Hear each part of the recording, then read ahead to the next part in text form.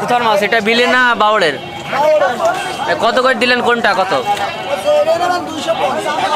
আজকে মাছের দাম বেশি না কম?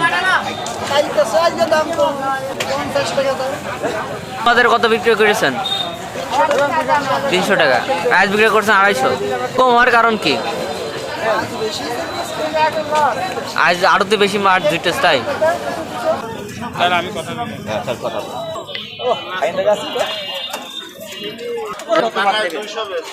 আর স্লিপার এই কাটা আর আস্ত কি একই দাম?